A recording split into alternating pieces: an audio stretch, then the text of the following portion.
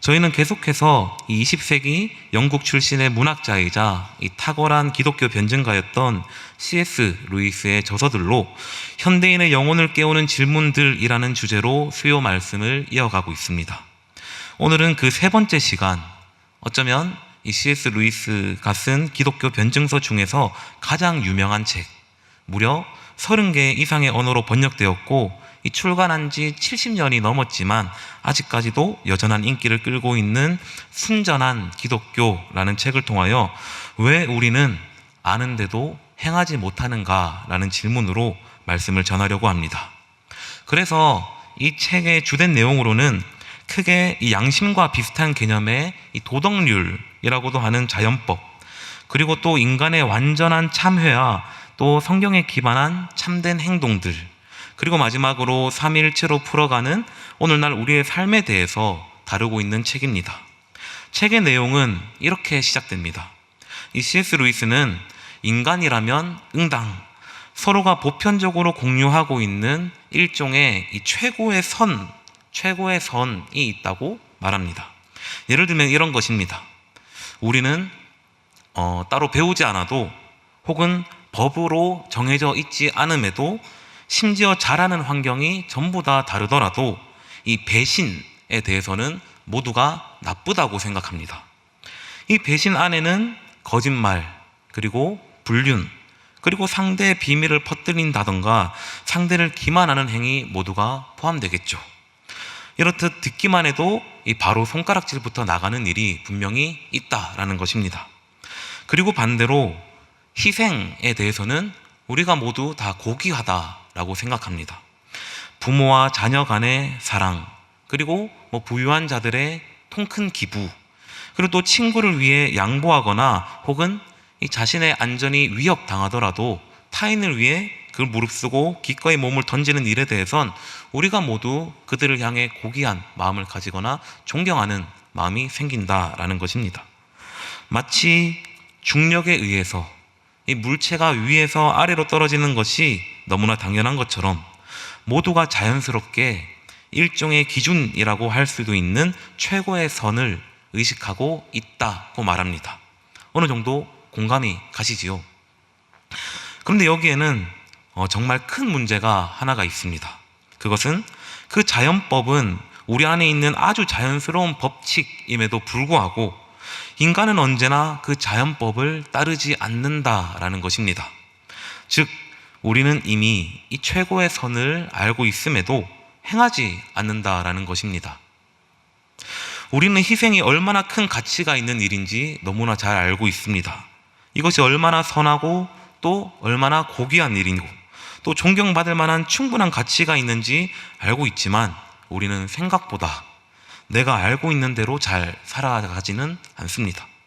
그리고 거짓말, 배신, 약속을 어기고 또 뒷담화하는 것, 우리는 이것들이 나쁜 것인 줄 너무나 잘 알고 있습니다. 하지만 우리는 반대로 생각보다 일상에서 많이 하게 되는 일이지 않습니까? 되려 한번 그런 나쁜 짓을 한다면 그것을 덮기 위해서 혹은 나의 그 어떤 나쁜 짓을 정당화하기 위해서 그 일을 2번, 3번 아무렇지도 않게 하게 되는 때도 있습니다. 여기서 나오는 정당화, 이 정당화의 개념은 이 C.S. 루이스의 책에서도 굉장히 중요한 개념인데 잠깐 제가 경험했던 일로 한번 풀어보려고 합니다. 저는 상당교회에 오기 전에 다른 교회를 출석하고 있었을 때 지금도 생각하면 다소 혼란스러운 상황을 마주한 적이 있습니다. 어떤 행사 때문에 이 안내를 위해서 예배당 앞에 출입구에 제가 이렇게 앉아 있었는데 한 성도님이 이 근심 가득한 얼굴로 저에게 성큼성큼 다가왔습니다. 그러고는 얘기했습니다. 땡땡땡 성도는 교회에서 너무 뒷담화를 많이 해서 너무 별로야. 그냥 집에 갈래. 이러고 집에 가셨습니다. 그런데 저는 그 말을 듣고는 곧장 위화감이 들었고 제 얼굴에도 수심이 가득해졌습니다. 저에게 있어서 그 근심 가득한 채로 집을 가셨던 그 성도님 또한 처음 뒷담화를 많이 했다던 땡땡땡 성도님과 똑같이 그도 저에게 뒷담화하는 땡땡땡 성도였다라는 것입니다. 그리고 이 스토리는 오늘로써 저도 피해갈 수 없게 되었습니다. 방금 저는 뒷담화한 땡땡땡 성도를 뒷담화한 땡땡땡 성도를 뒷담화한 전도사가 되었습니다. 그런데 이것은 참 웃기고 또 재밌는 일이지만 그저 웃고 넘길 일은 아닙니다. 우리는 이런 상황에서 짚고 넘어가야 할 일이 분명히 있다라는 것입니다. 그 사실은 우리는 최고의 선과 거리가 먼 행동을 하면서 매번 자기 자신을 정당화한다는 것입니다. 내가 기분이 상한 이유, 내가 집을 지금 가는 이유, 또 내가 이 말을 여기서 할 수밖에 없는 이유를 몇 개고 만들어서 내가 그것을 할 수밖에 없었던 이유를 만들어내고 둘러댑니다. 이런 정당화하는 모습은 비단 이런 일에서만 이루어지는 것은 아닙니다. 우리의 일상에서 정말 많이 일어나는 일입니다. 선한 일을 당장에 할 수 있음에도 계속해서 나중으로 미루는 모습들, 내가 도울 수 있는 사람이 바로 옆에 있음에도 거들떠보지도 않고 나만을 위해서 살아가는 모습들, 거짓말을 하지 않을 수도 있었는데 지금의 상황을 모면하기 위해 어쩔 수 없이 하게 된 거짓말들. 우리는 늘 최고의 선, 또 최고의 선택이 무엇인지 이미 알고 있음에도 언제나 바빠서, 언제나 당황해서, 언제나 다들 그렇게 살아서와 같은 내가 그럴 수밖에 없는 이유를 말하고 둘러대곤 합니다. 하지만 C.S. 루이스는 그렇게 사람이 자기의 행동을 정당화하는 그것 자체가 이미 그것을 정당하지 않음을 반증하는 것이라고 말합니다. 내가 이미 잘못하고 있다는 것을 알고 있기에 그렇게 매번 나는 정당화한다라는 것입니다. 그렇다면 사랑하는 여러분, 우리는 왜 이미 어느 정도 선한 가치를 알고 있음에도 왜 우리는 행동으로 행하지 못하는 것일까요? 왜 늘 정당화하며 그렇게 자기 자신을 변호하며 그렇게 길을 쓰며 살아가게 되는 것일까요? 그 어떤 시대보다 많이 배웠고 그리고 오래 살았고 또 수많은 정보가 넘치는 이 시대에 왜 아직도 우리는 이 정당화하는 과정을 거쳐야만 할까요? 누군가는 말합니다. 의지박약이라고. 노력을 안 해서 그렇다고. 더 기도하고 더 예배하고 더 착하게 살려고 하면 다 되는데 너가 그렇지 않아서 그런 거 아니냐라고 말하기도 합니다. 그런데 과연 그럴까요? 과연 그게 일개 개인의 결단의 의지가 약했기 때문에 그런 일이 일어나게 되는 것일까요?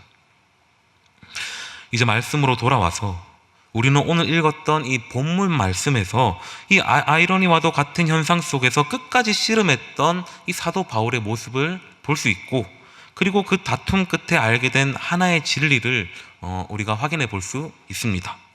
저희가 함께 봤던 본문 말씀은 이 로마서의 말씀이었습니다. 사도 바울이 작성했는데 그는 당시 최고의 율법 교육을 받았던 유대인이었습니다. 그러면서도 헬라 문화의 철학에 대해서도 박학한 인물이기도 했습니다. 하지만 그랬던 그도 이 자신의 내면 안에서 일어나는 이 납득할 수 없는 죄악, 하지 말아야 할 것을 알매도 하게 되는 모습들, 인정하고 싶지 않지만 계속해서 불쑥불쑥 올라오는 죄들이 있음을 이해할 수 없다고 말하는 바울입니다. 오늘 본문 말씀 18절에서 19절의 말씀을 함께 읽어보겠습니다. 시작. 내 속 곧 내 육신에 선한 것이 거하지 아니하는 줄을 아노니 원함은 내게 있으나 선을 행하는 것은 없노라. 내가 원하는 바 선은 행하지 아니하고 도리어 원하지 아니하는 바 악을 행하는도다. 아멘. 오늘 본문 말씀 중에 앞에 읽지 않은 내용과 함께 정리해 본다면 사도 바울은 이렇게 얘기하고 있습니다. 내가 지금 왜 이렇게 행동하는지 나도 납득이 잘 되지 않는다. 이 19절에 따르면 분명 나는 선한 것을 원하고 있기는 한데 항상 나는 선한 일을 하는 것이 아니라 도리어 내가 미워하는 일만 하게 되더라 라고 말하고 있습니다. 이 말씀을 보면 그 역시도 선한 것을 알고는 있지만 그것을 지키지 못한 자기 자신의 처지를 고백하고 있습니다. 그 똑똑하고 많은 지식과 또 깊은 사고력을 가졌던 사도 바울 역시 우리와 다를 바가 없었다라는 것입니다. 하지만 그는 우리와 다른 것이 있다면은 내 속에 선을 행하는 것이 없기 때문에 나는 언제나 악을 행하는 것이 너무나 당연한 거야. 그러면 내가 악을 행하는 것은 어쩌면 너무나 당연한 것이지 않을까 하며 말하며 그렇게 악함을 정당화하는 선택을 하지 않습니다. 그는 그 가운데에서 그 자신의 내면을 더욱더 깊이 들여다봅니다. 그는 자신의 내면을 봤을 때 선을 행하는 것이 없다라는 결론에 이르게 되었습니다. 선을 행하는 것이 없다. 그는 그렇게 자신의 존재 자체에 어떤 결함이 있었다라고 말합니다. 스스로에게 어떤 결핍이 있었다라는 것입니다. 그 많은 것을 알고 특히 하나님에 관해서는 자타공인 최고의 지식인인 사도 바울이었는데 그는 얄팍한 변명으로 자신을 포장하는 것이 아니라 자기 자신이 이미 선을 행할 수 없는 능력이 없는 존재다라는 것을 스스로 인정해 버렸습니다. 이런 사도 바울의 모습은 오늘날 우리를 참 부끄럽게 만듭니다. 우리는 그에 반해서 나는 나를 어떻게 평가하고 있으십니까? 우리는 사실 나 자신을 그렇게 나쁜 사람으로 보지 않고 살아가는지는 모르겠습니다. 제 3자가 봤을 때는 뒷담화한 사람을 뒷담화하는 그런 모순적인 사람인데 자기 자신을 바라봤을 때는 애초에 뒷담화도 아니었고 너무나 정당하게 그것을 행하는 사람이라 착각한 채로 살아가고 있다라는 것입니다.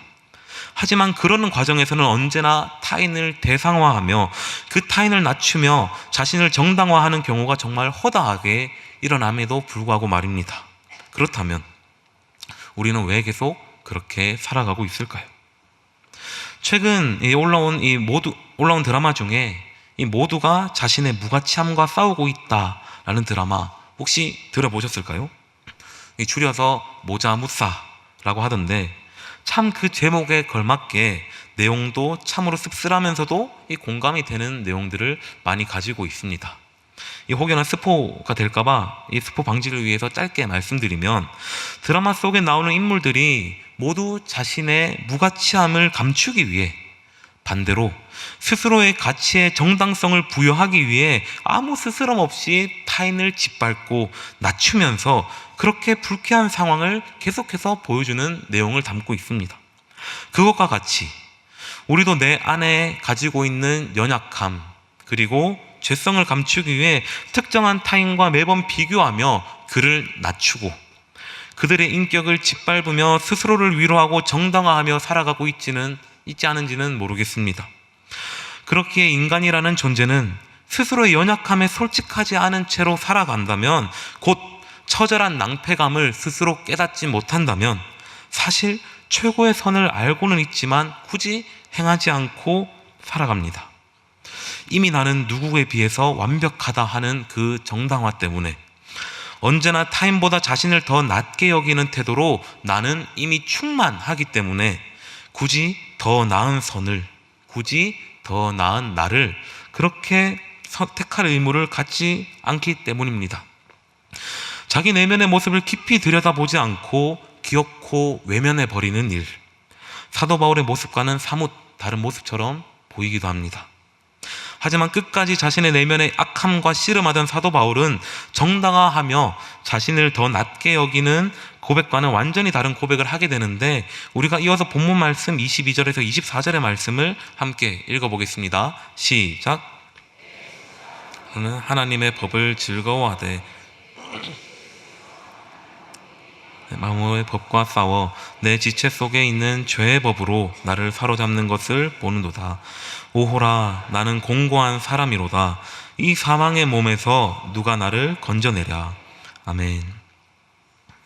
방금 읽었던 이 말씀을 보시면 사도 바울 또한 분명 이 C.S. 루이스가 말한 자연법, 곧 최고의 선과 일맥상통한 하나님의 법을 알고 있음을 말하고 있습니다. 심지어 속사람은 그 하나님의 법을 즐거워한다라고 말하고 있습니다. 하지만 23절, 자신의 지체 안에 있는 다른 법이 항상 그 최고의 하나님의 법과 싸우지만 언제나 그 죄의 법이 자신을 사로잡음을 보았다라고 말하는 사도 바울입니다. 사도 바울은 이 지점에서 완전히 무너집니다. 선한 것을 내가 알고 있음에도 아무리 노력해도 안 되는 그 모습, 더 나은 의, 더 나은 삶, 더 나은 가치, 그리고 더 나은 나, 된다는 것을 이미 알고 있음에도 아무리 의지를 가져봐도 바람 앞에 등불과 같이 늘 무너지고 흔들리는 모습, 그 모습을 보며 스스로를 향해 곤고한 사람, 곧 비참한 사람이라 말하고 있습니다. 그런데 여러분, 이것은 오늘날 저와 여러분에게도 똑같이 적용되는 일이지 않습니까? 우리가 만약 이 하나님의 법 앞에 아주 정직하게 서 있다고 가정했을 때 나의 모습은 어떨까요? 저는 모태신앙으로서 신앙생활을 이제 30년을 넘게 했음에도 불구하고, 그리고 수많은 회개와 기도와 선행과 예배를 드렸음에도 여전히 저는 죄 가운데 살아가고 있습니다. 제 안위만 생각하며 가정을 내팽개칠 때도 있고, 그리고 약속을 어기는 일도, 또 제가 마땅히 해야 하는 일에 대해서도 게으르게 행할 때가 너무나 많습니다.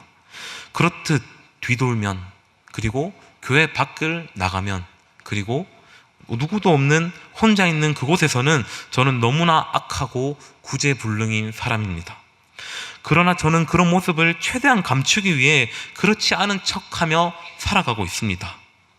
에이, 다들 그렇게 살잖아 하며 저의 낭패감을 드러내지 않기 위해 애써 꾸미며 살아가고 있습니다. 하지만 그렇게 살아가면 살아갈수록 점점 더 마음이 편해지는 것이 아니라 점점 더 허무해집니다. 저 스스로를 돌아보면 이제는 어떤 게 진심이고 어떤 게 거짓이고 어떤 게 위선이고 어떤 게 정의로운 것인지 너무나 헷갈립니다. 때로는 알면서도 행하지 못하는 자신을 보고는 자책할 때도 참 많이 있습니다. 알량한 자존심 때문에 나의 무가치함을 온전히 대면할 수 없어서 그렇게 헤어나올 수 없는 공고함, 그 비참함에 던져진 채로 그렇게 허우적거리고 있을 때가 참으로 많습니다. 그런데 여러분, 이 비참한 지점에서 사도 바울은 어떻게 됐을까요? 그도 저와 같이 끝없는 절망감에 사로잡혀 그렇게 정당화와 그리고 회의감 속에 번뇌하며 살아갔을까요? 알면서도 행하지 못하는 자신을 두고 끝없는 자책 속에서 방황하며 살았을까요? 완전히 아니었습니다. 그는 소용돌이같이 휘몰아치는 절망 한가운데서 그는 참된 진실된 빛을 발견합니다. 우리가 본문과 바로 이어지는 로마서 8장 1절에서 4절의 말씀을 함께 읽어보겠습니다. 시작.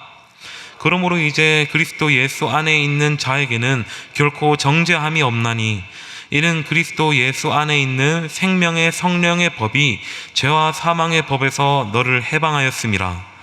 율법이 육신으로 말미암아 연약하여 할 수 없는 그것을 하나님은 하시나니 곧 죄로 말미암아 자기 아들을 죄 있는 육신의 모양으로 보내어 육신의 죄를 정하사 육신을 따르지 않고 그 영을 따라 행하는 우리에게 율법의 요구가 이루어지게 하려 하심이니라. 아멘. 사도 바울은 이 말씀과 같이 자기 내면 안에서 일어나는 최고의 선과의 다툼, 그리고 그 다툼에서 항상 패배하여 죄악에 사로잡혀 있는 그 자신의 연약한 모습, 그 상황을 자신의 노력에서 답을 찾지 않습니다. 그는 자기 자신은 연약하여 이겨낼 수 없는 그 육신의 죄를 같은 죄의 몸을 입고 온 생명의 성령의 법이신 예수님께서 우리를 그 죄와 사망의 법에서 해방하셨다라고 말하고 있습니다. 그가 우리가 가지고 있는 모든 육신의 죄를 정하셨기 때문에 이제는 육신의 죄를 따라 살한 것이 아니라 하나님의 법, 곧 율법의 요구가 이루어지게 되었다라고 고백하는 사도 바울입니다. 곧 나의 결의, 곧 나의 노력과 결단이 아닌 전적인 하나님의 은혜로 우리는 그 육신의 죄에서 해방되었음을 고백하는 사도 바울입니다. 이 지점에서 C.S. 루이스도 마찬가지로 이 사도 바울의 고백과 같이 아는 대로 행하게 하는 동력을 인간 자신에게서 찾는 것이 아니라 하나님에게서 찾습니다. 그는 기독교인이라면 이 낭패감이 하나님을 만나는 출발점이라는 사실을 교만하여 언제나 정당화를 통해 낭패감을 외면하는 우리에게 다시금 상기시킵니다. 회개를 촉구하며 용서를 약속하신 하나님 앞에 이 병들어 있는 인간이라는 존재, 그 존재에 대해 그는 이렇게 말합니다. 여러분은 스스로 병들었다는 것을 알 때에야 비로소 의사의 말에 귀를 기울일 것입니다. 그처럼 여러분은 인간이 거의 아무 가망도 없는 처지에 있다는 점을 깨달을 때에야 비로소 그리스도인들의 말을 이해하기 시작할 것입니다. 이렇듯 사도 바울과 이 C.S. 루이스는 그런 연약한 모습 속에서 내가 더 착하게 살아야지, 내가 더 노력하자 라는 도덕적 결단으로 모든 비참함을 뚫고 나가지 않습니다. 그렇다고 계속해서 나의 무가치함이라고도 하는 낭패감을 정당화하는 것을 정당화하며 살아가는 것도 아니었습니다. C.S. 루이스는 인간의 완전한 파산 상태를 온전히 직시하는 것이 이 자연법을 행하는 데 있어서의 시작이라고 말합니다. 그는 그의 책에서 그는 자신이 완전히 파산되었다는 사실을 발견하기 전까지 하나님과 올바른 관계를 시작할 수 없습니다. 여기에서 발견한다는 것은 그야말로 새롭게 발견한다는 뜻입니다. 라고 말하고는 곧장 그러므로 사람이 바이오스를 가졌다가 조회를 갖게 된다는 것은 석상이 진짜 사람으로 변하는 것만큼이나 큰 변화가 아닐 수 없습니다. 이것이 정확히 기독교가 말하는 바입니다. 라고 말합니다. 이렇게 C.S. 루이스는 바이오스라고 하는 이 자연적인 생명에서 조회라고 하는 하나님의 신성한 생명으로 완전히 새롭게 창조됨을 말하고 있습니다. 그런즉 누구든지 그리스도 예수 안에서 있으면 새로운 피조물이라 라고 고백한 사도 바울과 완전히 같은 고백이라 할 수 있습니다. 그렇게 사랑하는 여러분, 우리가 알면서도 행하지 못하는 아이러니는 도덕적인 교리로는 결코 해결될 수 없음을 저나 여러분들은 이제는 인정할 수밖에 없을 것입니다. 그렇기에 우리는 더 이상 정당화하며 살아가는 것이 아니라 되려 나의 파산을 인정하고 내 안에 예수님의 생명이 역사할 때 그제서야 의무로서가 아닌 예수님의 존재로부터 흘러나오는 자연스러운 선행으로 열매 맺게 될 것을 사도 바울과 C.S. 루이스는 예고합니다. 그러니 나의 노력과 나의 능력과 나의 어떠함을 늘 정당하며 그렇게 살아가는 것이 아니라 언제나 선하시고 언제나 사랑이 충만하시고 언제나 좋은 열매를 맺으시는 포도나무이신 그 예수님께 늘 가지로 접붙임 되어 살아가는 저와 여러분들이 되길 간절히 소망합니다. 사랑이 풍성하신 하나님, 오늘 C.S. 루이스가 바라본 인간의 내면에 대한 통찰과 사도 바울의 정직한 고백을 통하여 왜 우리는 아는데도 행하지 못하는지 그 이유를 깨닫게 하시니 감사를 드립니다. 이제는 우리가 스스로를 변호하고 정당화하는 어리석은 길에서 돌이켜 오직 예수님 안에서 새로운 피조물로서 거듭나는 삶 살아가게 하시고, 그리하여 나의 공고함 앞에서 죄책감으로 무너지는 것이 아니라 우리의 모든 절망까지도 덮으시는 예수님의 사랑으로 큰 힘을 얻어 늘 은혜 충만, 늘 사랑 충만한 삶을 살아가게 하여 주시옵소서. 이 모든 말씀 우리 인생의 참 주인 되시는 예수님의 이름으로 기도합니다. 아멘.